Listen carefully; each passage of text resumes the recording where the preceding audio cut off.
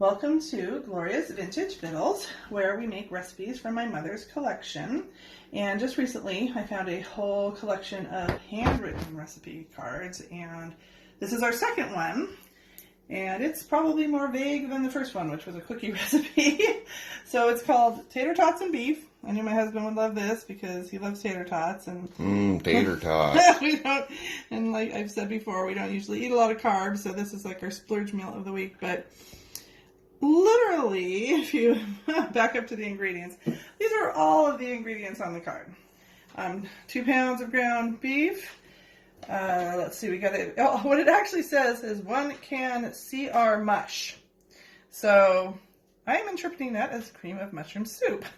And then can cheddar cheese. Also interpreting that as cheddar cheese soup. This should be interesting. And package of tater tots. No idea what size. This is the most common. And then I love how, if you can come back to the recipe, it just says onion right here. So, I mean, you know, ground beef needs a little onion, needs a little seasoning too, in my opinion. I will be adding at least salt and pepper, if not some more. I usually do a ½ teaspoon per pound on salt and a ¼ teaspoon of pepper per pound.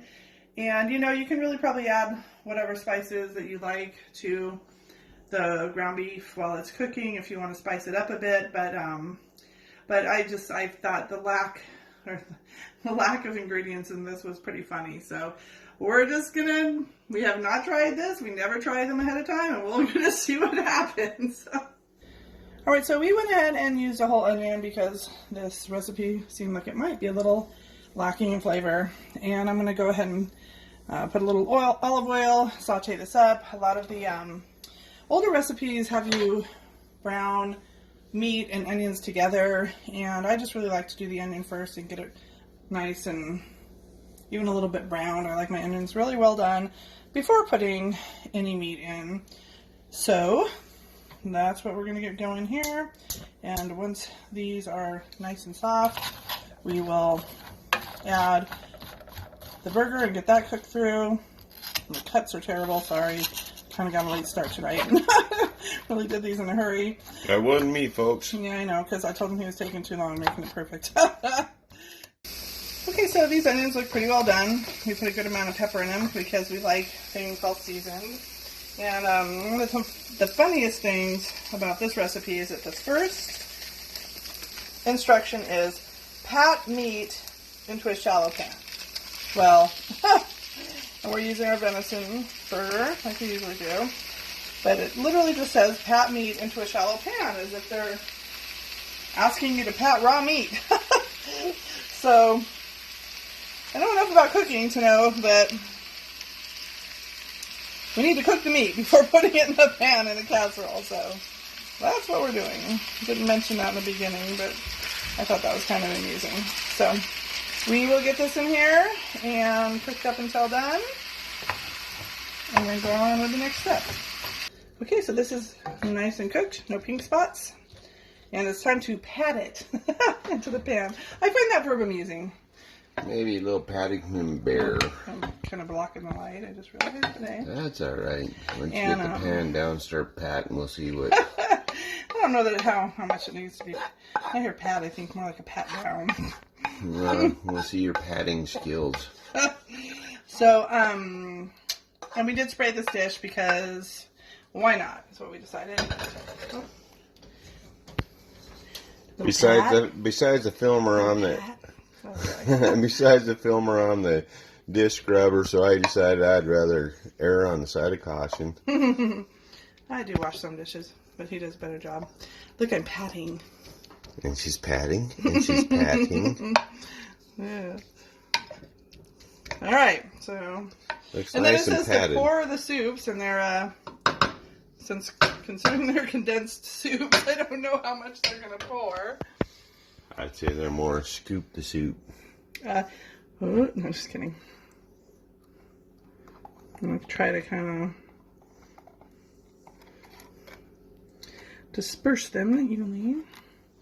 And we can just spread them out, I'm sure. We do not have the best lighting set up here. Yeah, I really didn't spread that out at all, did I? after I get these on, we might have to let Chuck take over because he has much more patience for this kind of thing. So that was the cream of mushroom, and now the cheddar. And I think that this spatula will be a good tool for spreading. Yeah. All right, well, Chuck to the rescue. He got all the soups nice, nicely spread because I don't have a lot of I papers. don't know for about that. nicely, but I got her spread. And now, you know, it says, what did it actually say? Pour on soup, add tater tots. We're adding the tater tots. And like I said, no, this seems like way too many. I don't know. I'd say about looks like enough, and maybe a few more. I don't know. 30 ounces seems like the standard size. I don't think we're trying to go for double decker here, so maybe just a single. We're having fun here. Oh my goodness, it's retro as it gets, I think. I don't know. There's a little bit left in the bag. Should we just go for basically a single layer and call it good? I think the entire bag. What the heck? Really?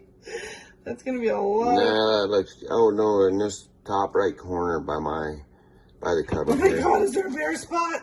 There we go. Perfect. There's actually not that many left, but I just can't see adding any more. No, I think you got her well covered. All right, so it's going in the oven for an hour at 350. All right, we got it out of the oven about 15 minutes ago. Forgot to film that, but that's okay. We thought we should let it sit for a little bit. And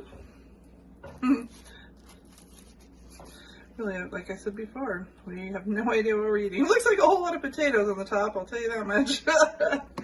Oh, so it's still pretty liquidy. Well, I wouldn't say liquidy, but moist. Our favorite word.